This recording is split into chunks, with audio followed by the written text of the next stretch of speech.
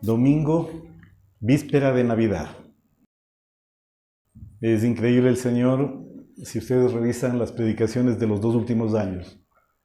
El Señor me ha puesto a predicar en estas fechas aproximadamente.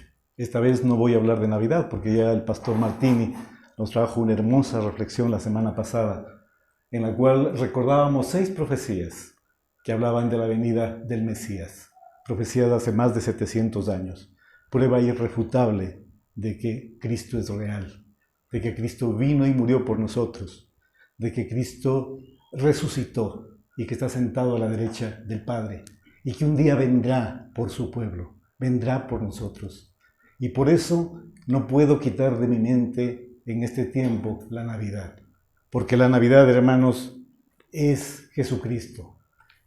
Hablábamos y hemos venido estudiando de las bendiciones que en la carta de Efesios, de esa hermosa carta, nos prodiga en la primera parte. Estudiamos las bendiciones del Padre, estudiamos las bendiciones del Hijo, ahora estudiaremos las bendiciones del Espíritu Santo.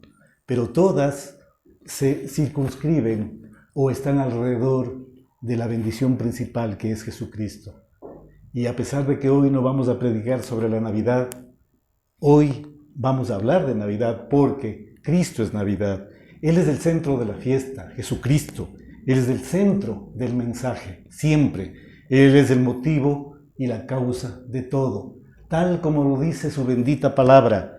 Y refirámonos a Colosenses 1, 16 y 17, cuando dice, porque en Él, en Cristo, fueron creadas todas las cosas, las que hay en los cielos y las que hay en la tierra, visibles e invisibles, sean tronos, sean dominios, sean principados, sean potestades, todo fue creado por medio de Él y para Él.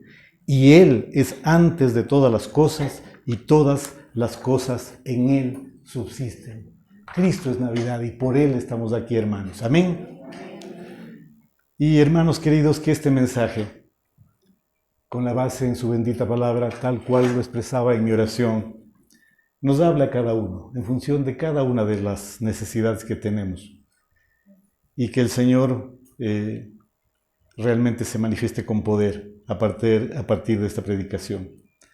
Vimos que la palabra en la carta de los Efesios, en la primera sección, habla de bendiciones. Bendiciones Padre, Hijo y Espíritu Santo.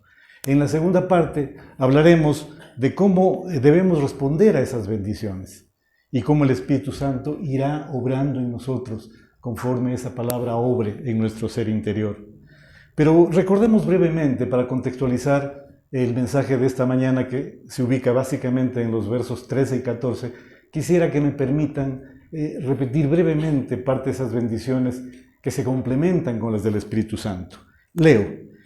Desde el verso 3, bendito sea el Dios y Padre de nuestro Señor Jesucristo, que nos bendijo con toda bendición especial en los lugares celestiales en Cristo, según nos escogió en Él antes de la fundación del mundo, para que fuésemos santos y sin mancha delante de Él, en amor, habiéndonos predestinado para ser adoptados hijos suyos por medio de Jesucristo, según el puro efecto de su voluntad, para alabanza de la gloria de su gracia, con la cual nos hizo aceptos en el amado.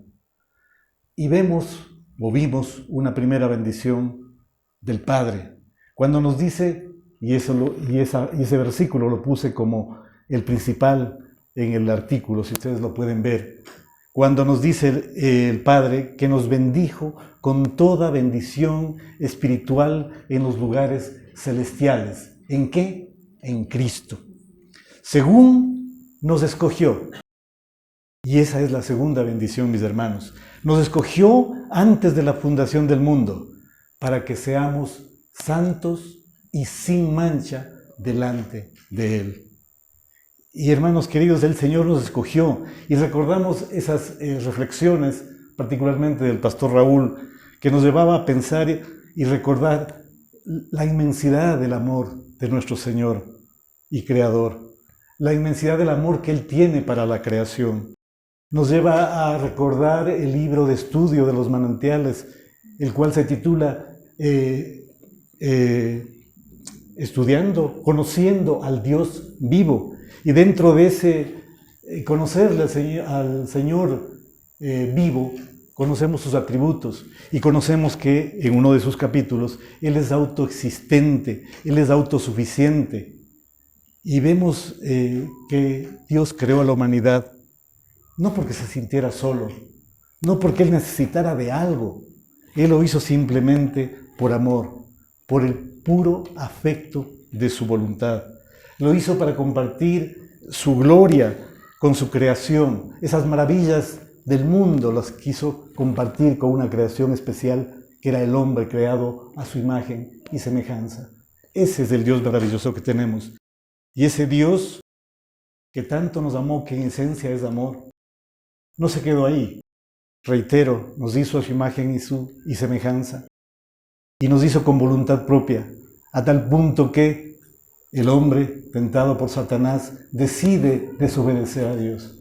Pero Dios nos amó tanto que desde el mismo instante que caímos de la gloria de Dios, como dice Romanos 3:23, proveyó de la salida, proveyó de la cura, proveyó del Señor Jesucristo para que por su sangre seamos redimidos y podamos ser salvos y pueda el Señor Jesucristo recuperar lo que se había perdido. Así de maravilloso es el Señor, nos escoge, nos predestina. Predestina, un tema tan difícil de entender, pero predestina a quienes crean en su nombre para ser salvos. Es la forma más fácil de entender la predestinación. El Señor predestina a los que van a creer para que sean salvos, para honra y gloria de su gracia. Y como dice el texto en alabanza, y es un corito, ¿no? Es como que fuera una canción. Matthew Henry dice que es una alabanza, que se repite la frase, el verso, y luego salta el coro, para gloria de su gracia, en la cual nos hizo aceptos en el amado. El Señor, en su gloria, nos hizo aceptos ante el amado. El amado, qué linda frase, qué linda expresión, qué lindo adjetivo para el Señor Jesucristo. Viene la memoria a cuando Juan el Bautista bautiza al Señor Jesucristo. Y viene el Espíritu Santo en forma de paloma y se posa sobre Jesús y dice: este es mi Hijo amado en quien tengo complacencia. Ese es el amado. Y en ese Señor, como dice el verso 7 de Efesios, en quien tenemos redención por su sangre, el perdón de pecados según las riquezas de su gracia, que hizo sobreabundar para con nosotros con toda sabiduría e inteligencia. El Señor nos sigue bendiciendo a través de su amado Hijo. Solo en Él tenemos redención. Éramos esclavos del pecado. Lo dice claramente Romanos 23. Por cuanto todos hemos pecado, estamos destituidos de la gloria de Dios. Romanos 3:23. Y es el primer verso en la cadena de Romanos para presentar el Evangelio. Presentar al ser humano que se cree santo, que se cree perfecto, que se cree bueno, que cree que no necesita nada para ser salvo, para ir a la eternidad junto a Dios, que cree que por sus méritos irá al cielo. Hay que decirle, Romanos 3:23, por cuanto todos hemos pecado, todos estamos destituidos de la gloria de Dios. No hay uno solo que no haya pecado. El quien diga que no ha pecado es mentiroso, dice la palabra. Y somos justificados gratuitamente por su gracia, mediante la redención que es en Cristo Jesús. Gracias a Él, por su sola voluntad, somos liberados de la esclavitud del pecado. Verso 9, dándonos a conocer el misterio de su voluntad. Es que hay que ir masticando las palabras del Señor. Y eso que es la versión Reina Valera, 1960. Porque si usted la lee en el lenguaje actual, es como que más fluido, se entiende mejor. Pero bueno, estamos acostumbrados a la Reina Valera. Dándonos a conocer el misterio de su voluntad según su beneplácito, el cual se había propuesto en sí mismo, de reunir todas las cosas en Cristo. Y recuerden este verso para la parte final. Él se había propuesto de reunir todas las cosas en Cristo en la dispensación del cumplimiento de los tiempos. Así las que están en los cielos como las que están en la tierra. En Él, asimismo, tuvimos herencia, habiendo sido predestinados conforme al propósito del que hace todas las cosas, según el designio de su voluntad, a fin de que seamos para alabanza de su gloria, nosotros los que primeramente esperábamos en Cristo. El Señor, hermanos, nos amó tanto que quería volver a reunir en Él, en Cristo, todas las cosas, incluyéndonos a nosotros, a los seres humanos. En Cristo, solo a través de Él, el mundo, la naturaleza, la humanidad, podíamos ser rescatados. ¿Recuerdan esa porción que dice que el mismo mundo, la misma naturaleza gime con dolores de parto? Porque cuando vino el pecado, no solamente que el hombre fue destituido de la gloria de Dios, el mundo se corrompió, la naturaleza se corrompió por culpa del pecado. Y por eso Pablo dice que hasta la naturaleza gime con dolores de parto, esperando la venida gloriosa del Redentor, del Mesías. ¿En qué? ¿En qué vamos a ser redimidos? ¿En quién vamos a recuperar la posición celestial? Solo a través de Cristo. Qué maravilloso amor, hermanos míos. Y así llegamos rápidamente, hice el resumen, a los 2 versículos que nos corresponde esta mañana. Lo voy a leer desde el 12 para contextualizarlo.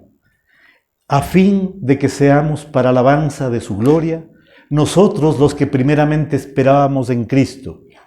En Él también vosotros, escuchen, en Él también vosotros, habiendo oído la palabra de verdad, el evangelio de vuestra salvación, y habiendo creído en Él, fuisteis sellados con el Espíritu Santo de la promesa. Verso 14, que es las arras de nuestra herencia hasta la redención de la posesión adquirida. ¿Para qué? Para alabanza de su gloria. Qué hermosa porción, son 2 versos nada más. En Él también vosotros. ¿Quiénes vosotros? Ustedes, nosotros, yo, todos. En Cristo, solo en Él, hermanos míos. No hay otro mediador entre Dios y los hombres, solamente Jesucristo, solamente en Él. Él mismo lo dijo en Juan 14:6, Él vino a recuperar lo que se había perdido. El mandato del Señor es claro en Juan 3:36, el que cree en el Hijo tiene vida eterna, pero el que rehúsa creer en el Hijo no verá la vida, sino que la ira de Dios está sobre él. Por eso es fundamental lo que dice este texto de Efesios. En Él también vosotros, habiendo oído la palabra de verdad, el evangelio de vuestra salvación, y habiendo creído en Él, creído en el Señor Jesucristo. Nosotros, vosotros, los que habiendo oído la palabra de verdad, el evangelio de nuestra salvación, y que crean en el Señor Jesucristo, habiendo creído en Él. Luego de eso, de haber oído, de haber creído por efecto del poder de la palabra, porque no es por nosotros, es don de Dios para que nadie se crea. Los que habiendo oído la palabra y crean en el Señor Jesucristo, serán sellados con el Espíritu Santo de la promesa. Lo reitero para que quede claridad. El Padre nos bendice en toda bendición espiritual en los lugares celestiales. Esto está en el tríptico. Verso 3. Nos escoge antes de la fundación del mundo. Verso 4. Nos predestina a todos los creyentes. Verso 5. Nos hace sus hijos, nos adopta por medio de Cristo. Y aquí me acuerdo del pastor Raúl. El Señor podía solamente habernos salvado. Solamente haber lavado nuestros pecados a través de la sangre poderosa del Cordero. Pero no, decide hacernos sus hijos. Decide hacernos su hermano, Cristo. Somos hermanos de Cristo. Todo según el puro efecto de su voluntad. El Hijo, en cambio, nos bendice, redimiéndonos de nuestros pecados, pagando el rescate con su sangre. Verso 7. Nos perdona nuestros pecados. Verso 7. Tenemos herencia. Y ahora el Espíritu Santo en Cristo, a los que oyen su palabra, el evangelio de salvación. y que crean en el Señor Jesucristo, seremos sellados, somos sellados en el Espíritu Santo. Así lo dice la palabra, mis hermanos. Ahora, profundicemos en las bendiciones del Espíritu Santo. En primer lugar, tenemos que oír la palabra de Dios. Tenemos que escuchar el Evangelio de salvación. No hay manera, hermanos, que podamos ser salvos sin creer en el Señor Jesucristo, pero primeramente escuchando el Evangelio para poder creer en el Señor Jesús. Vamos a 1 Corintios, una porción hermosísima que habla de esto. 1 Corintios 1:17, y de ahí en adelante. Pues no me envió Cristo, habla Pablo, a bautizar, sino a predicar el Evangelio, no con sabiduría de palabras, para que no se haga vana la cruz de Cristo. No podemos convencer a nadie con nuestros propios argumentos, con nuestras propias palabras. Solamente el Evangelio de salvación tiene el poder para penetrar hasta las coyunturas, hasta los huesos, y discernir los pensamientos y las intenciones del corazón. Solo la palabra de Dios tiene el poder de transformar vidas, de lograr que una persona que no crea en el Señor Jesucristo, crea en Él. Solamente la palabra de Dios. Y acá dice, pues no me envió Cristo a bautizar, sino a predicar el Evangelio. No implica, hermanos, que el bautismo no tenga importancia. Tiene importancia, y lo hemos estudiado acá en la iglesia. Pero el bautismo no salva. El bautismo no salva. El bautismo no es más que la evidencia de que tenemos al Señor Jesucristo en nuestro corazón. Es el testimonio público, obedeciendo el mandamiento del Señor Jesucristo, de que ya le tenemos a Cristo en el corazón y testificamos de ello ante la congregación y ante el mismo Padre. Para eso es el bautismo, no es para salvar. Es la palabra de verdad, aquella que no proviene de sabiduría humana, como dice la palabra, la que proviene del poder de Dios, aquella palabra que fue exhalada por el mismo Dios y que fue revelada a través de su palabra, a través de la Biblia, es la que salva. Y seguimos en 1 Corintios, porque la palabra de la cruz es locura a los que se pierden, pero a los que se salvan, esto a nosotros es poder de Dios. Pues está escrito, destruiré la sabiduría de los sabios, desecharé el entendimiento de los entendidos. ¿Dónde está el sabio?, dice Pablo. ¿Dónde está el escriba? ¿Dónde está el disputador de este siglo, Satanás? ¿No ha enloquecido Dios la sabiduría del mundo?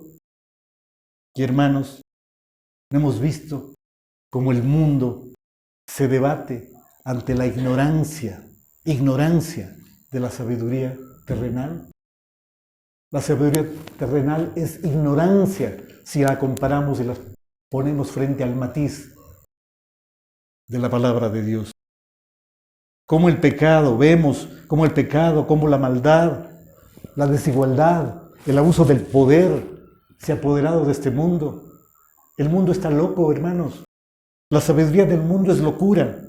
Y por eso permanecemos en 1 Corintios y estudiamos, pues ya que en la sabiduría de Dios el mundo no conoció a Dios, mediante la sabiduría agradó a Dios salvar a los creyentes por la locura de la predicación. La predicación es locura, hermanos. Dios en su sabiduría estableció que el hombre no pudiera llegar a Dios por sus méritos, que no pudiéramos llegar a Dios por nuestras obras. Solamente podemos llegar a través de creer en Jesucristo por la locura de la predicación. Solamente a través del Evangelio de Jesucristo. Un mensaje que puede sonar sencillo, pues un mensaje que los sabios de este mundo lo descartaron y lo seguirán descartando por loco, por absurdo. A Dios le agradó salvar a los creyentes por la locura de la predicación. ¿Y acaso no lo sentimos en el día a día? ¿Acaso el mundo no nos tilda de locos, hermanos?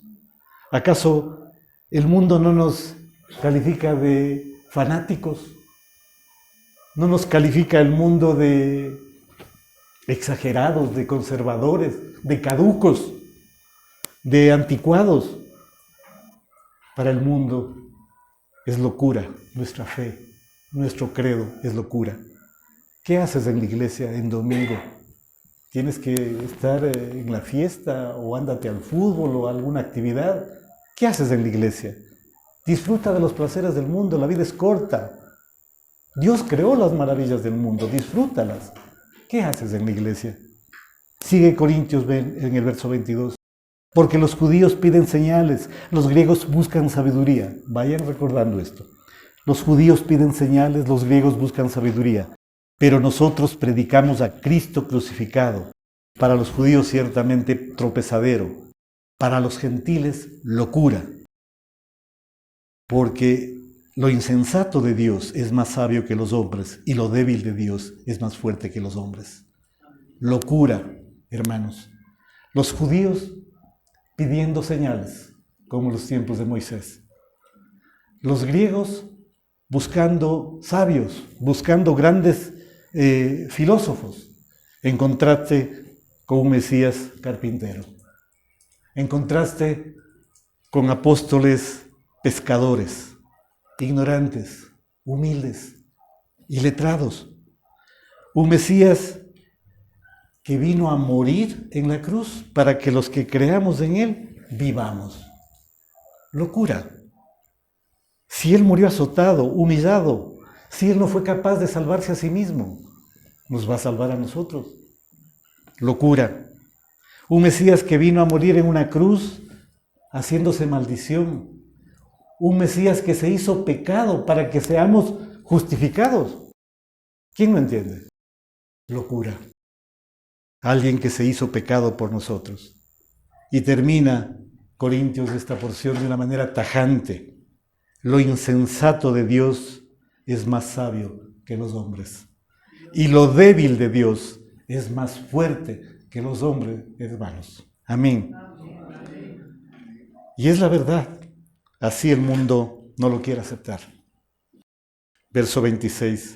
Pues mirad, hermanos, vuestra vocación, que no sois muchos sabios, según la carne, ni muchos poderosos, ni muchos nobles.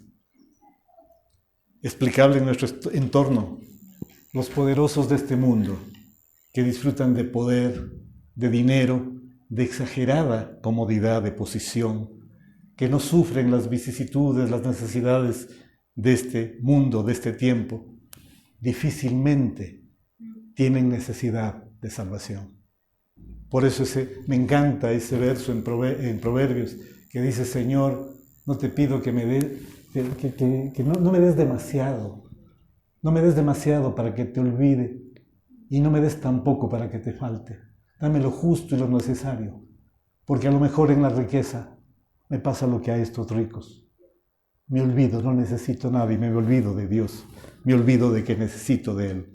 Pero nuestro Dios, hermanos, no se agrada con los orgullosos, no se agrada con los jactanciosos de este mundo. Y justamente para abatir la vanidad de aquellos, nos dice en el verso 27, sino que lo necio del mundo escogió Dios para avergonzar a los sabios, y lo débil del mundo escogió Dios para avergonzar a lo fuerte. Y lo vil del mundo y lo menospreciado escogió Dios, y lo que no es, para deshacer lo que es, a fin de que nadie se jacte en su presencia. Verso 30. Mas por Él estáis vosotros en Cristo Jesús, el cual no ha sido hecho por Dios sabiduría, justificación, santificación y redención, para que, como está escrito, el que se gloría, gloríese en el Señor. Hay versos que a veces, por más que le pedimos al Señor, no los alcanzamos a entender. La regla es: estúdialo, léelo muchas veces hasta saber qué es lo que el Señor te dice. Y si finalmente no lo entiendes y lo has visto en varias versiones, bueno, acude a un teólogo. ¿Y qué dice Matthew Henry? Porque no terminaba de comprender esta parte. Por obra de Dios estamos en Cristo Jesús. Esto dice resumidamente Matthew Henry. Por obra de Dios estamos en Cristo Jesús. Por Dios hemos sido hechos sabiduría. Todos somos culpables, como dice Romanos. Pero por Dios, Dios nos ha justificado. Somos culpables, reos de muerte, pero a Él le ha placido justificarnos.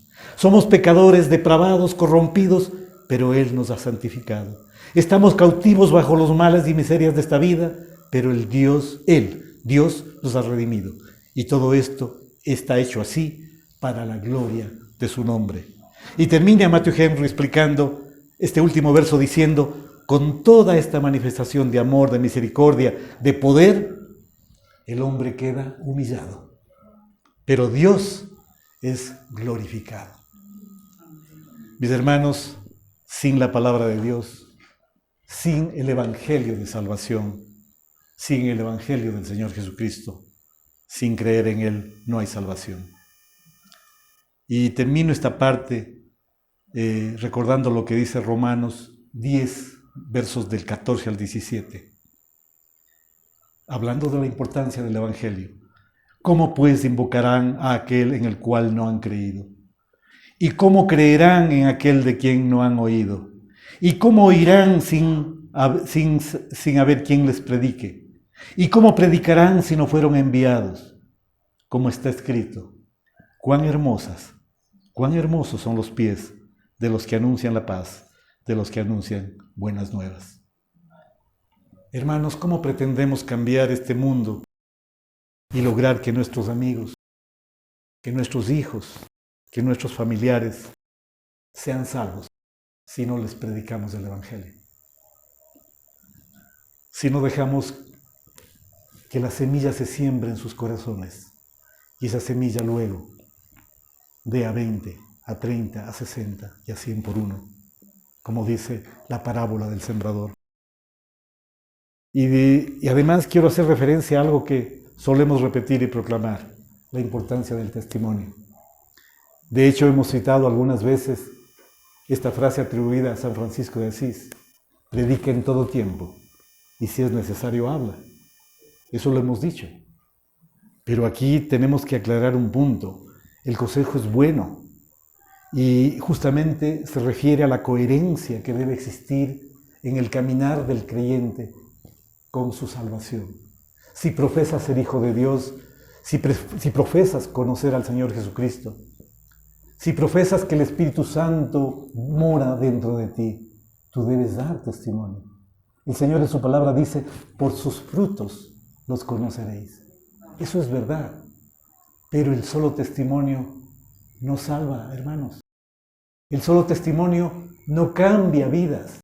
Como dice Efesios, y esto tenemos que tenerlo claro en nuestras mentes y corazones, es el Evangelio de Dios el que con su poder cambia corazones. Es el poder de Dios a través de su palabra la que tiene la capacidad de transformar la mente dura, rígida del ser humano. ¿Por qué estamos aquí nosotros, hermanos, ahora? ¿Por qué? Piense, analice, ¿por qué usted está sentado en el puesto en el que está? ¿Por qué razón? Porque alguien alguna vez le habló, le predicó del Evangelio de Dios. Y esa palabra bendita, no porque usted sea bueno, no porque usted sea sensible, porque esa palabra bendita, a través del poder del Espíritu Santo, logró que usted crea. Porque el Señor pone el creer como el hacer, todo por su propia voluntad. Hermanos, no somos nada, no somos nadie. Solamente el Señor, con su poder, puede obrar en nosotros, en nuestro ser. Y eso es lo que busca el Señor, que seamos humildes, que seamos sumisos, que nos despojemos de nuestro yo, de nuestro ser interior. Y como decía Juan el Bautista, que nosotros menguemos para que Él crezca en nuestros corazones. Eso es lo que Él quiere, hermanos queridos, en esta mañana. Por sus frutos los conoceréis. Pero además, el Señor Jesús en Marcos nos lo ordena. Les dijo: id por todo el mundo, predicad el Evangelio a toda criatura.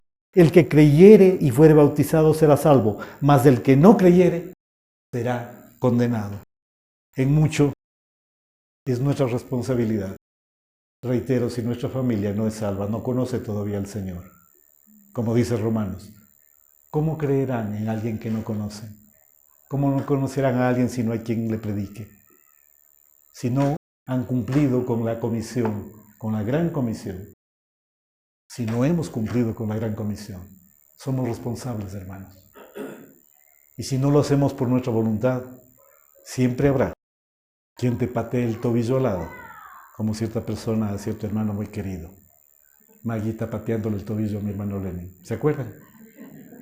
Y de eso podrá dar cuenta mi hermano Lenin, que tiene verde los tobillos.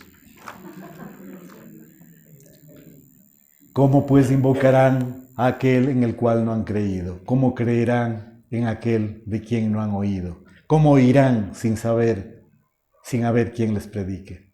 El Evangelio del Señor, las buenas nuevas, deben ser predicadas, como decíamos cuando predicábamos a Timoteo, a tiempo y fuera de tiempo. Todo el tiempo tiene que ser predicada la palabra de Dios, porque solamente ese poder, esa palabra cambia vidas. Y termina esta porción de Romanos con aquel hermoso versículo que lo repetimos siempre y que lo sabemos de memoria, hermanos, que está en el capítulo 10, en el verso 17. La fe es por el oír y el oír por la palabra de Dios. Solamente la palabra de Dios puede provocar una fe firme, constante, duradera en nuestro ser. ¿No tienes fe? Siente que te falta fe. Lee la palabra de Dios. Escucha la palabra de Dios. Que esa bendita palabra de Dios ilumine tu mente desde el primer instante de la mañana y que sea tu último pensamiento consciente antes de dormir. La palabra de Dios. Solamente la palabra de Dios tiene poder para cambiar vidas. Y hermanos, no es asunto de cábalas, no es asunto humano. La palabra de Dios tiene el poder, lo hemos dicho. Existen muchos versos que lo respaldan. Y hay ese versículo hermoso que dice que la palabra, está en Hebreos, la palabra es viva y eficaz y más cortante que espada de dos filos. La palabra es viva, tiene poder y por eso tenemos que sustentarnos en esa palabra. Es una palabra que es tan poderosa para partir el alma, para partir el espíritu, para discernir pensamientos, y no solo pensamientos, sino intenciones del corazón, porque la palabra te confronta. ¿Cuántas veces hemos hecho algo, hemos pensado algo indebidamente y nos llega la palabra de Dios? Y leemos la palabra de Dios y ahí es cuando, Dios mío, perdóname, Señor, te falté, te fallé. Pero ¿cuándo pasa eso? Cuando tenemos la palabra de Dios en nuestra mente. Si no tenemos la palabra de Dios, corremos el riesgo de que nuestra mente llegue a estar cauterizada, como dice la palabra, y a ser insensible ante el poder de esa bendita palabra. Si te llenas de la palabra de Dios, tu fe aumentará. Efesios 2, 8, 9. Porque por gracia sois salvos por medio de la fe, y esto no es de vosotros, pues es don de Dios, no por obras, para que nadie se gloríe. Y ahora vamos a la segunda parte del verso 13.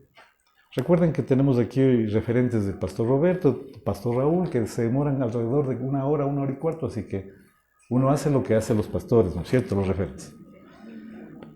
Verso 13. En el verso 13a leíamos: en él también vosotros, habiendo oído la palabra de verdad, el evangelio de vuestra salvación.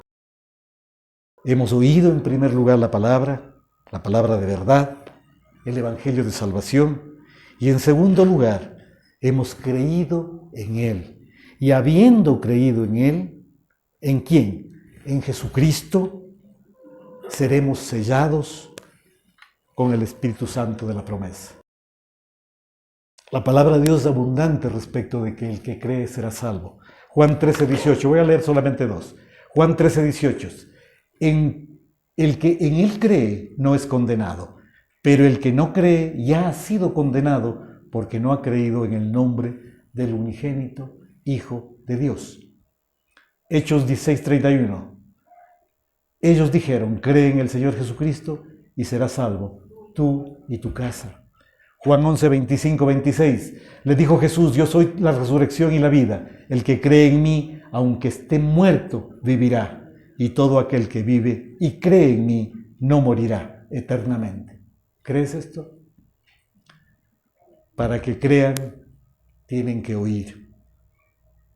Para que creamos, tienen que haber alguien predicado el Evangelio. porque todo es poder de Dios y el mismo Señor, reitero, es el que produce en nosotros el querer como el hacer.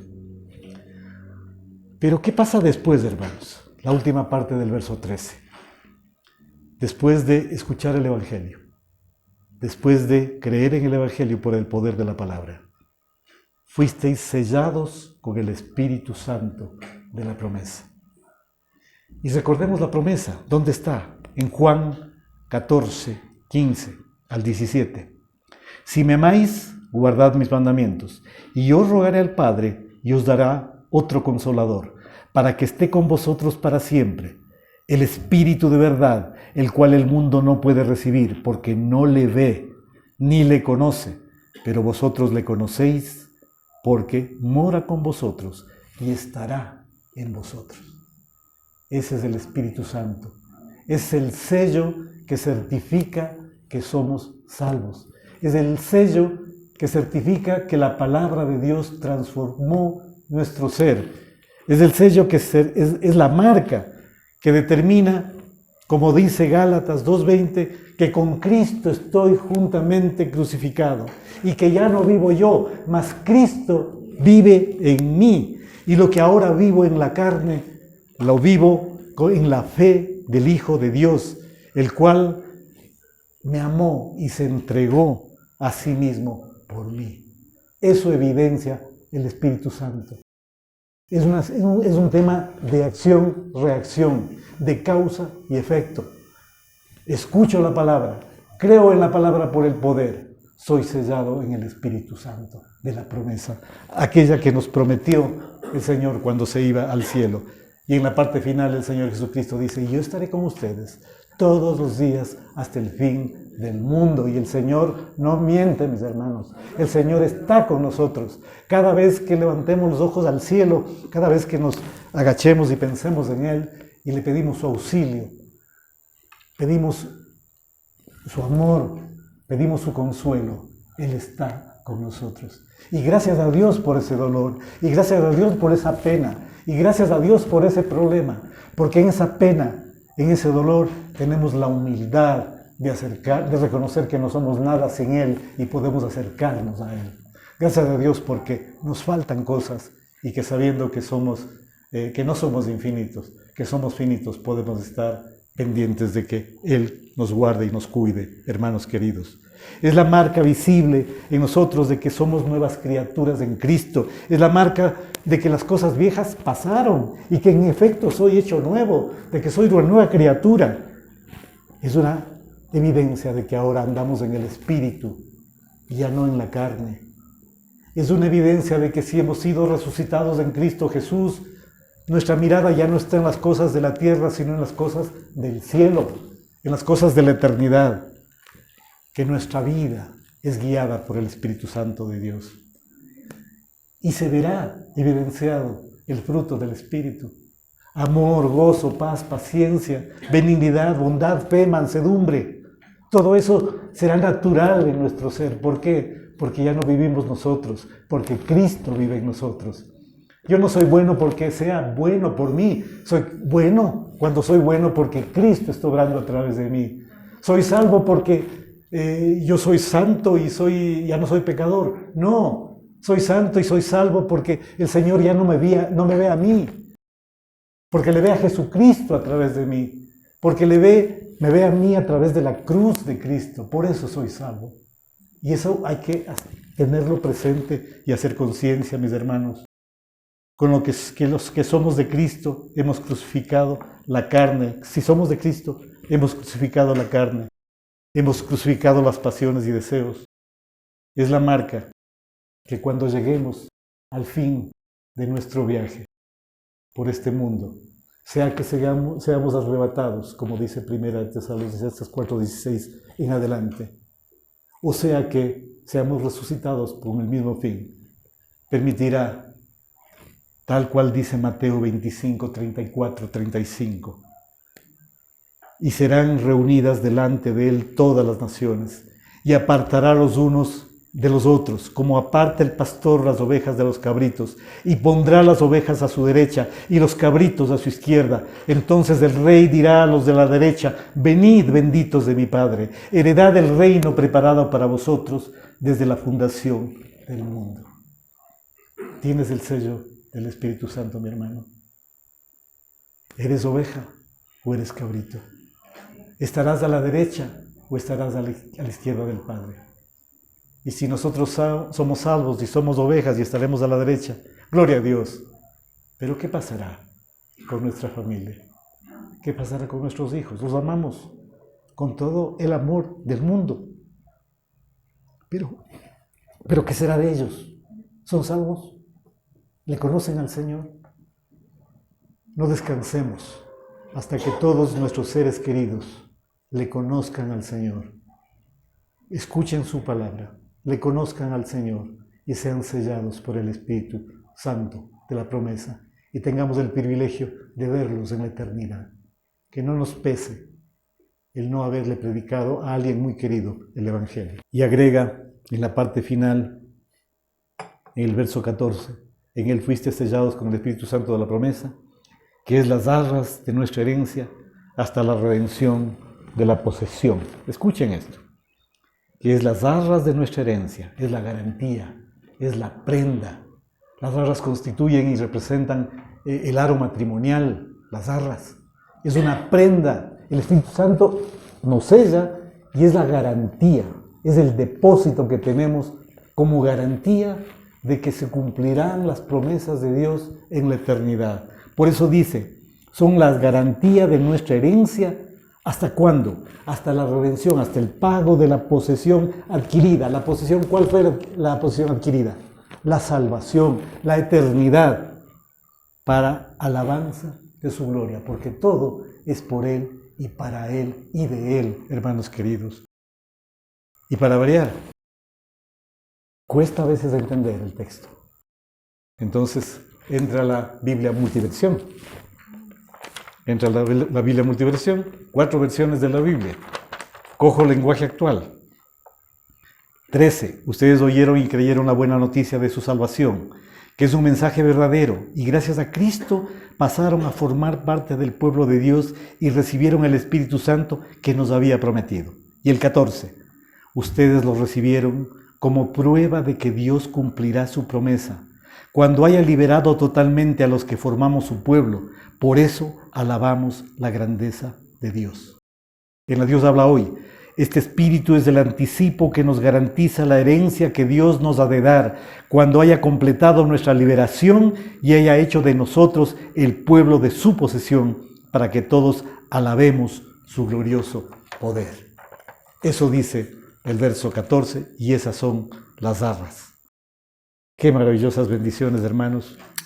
Qué maravillosas promesas que el bendito Señor, a través del poder de su palabra, de aquella que, como hemos recordado, es locura para el mundo, pero que para nosotros es poder de Dios, que siga obrando en nosotros. Que esa palabra siga generando fruto, como la parábola del sembrador, capítulo 13 de Mateo, de Marcos. Léala. Ahí entendremos cómo funciona la semilla y la palabra de Dios. Que ese sello del Espíritu Santo se haga evidente en nosotros, en nuestro ser.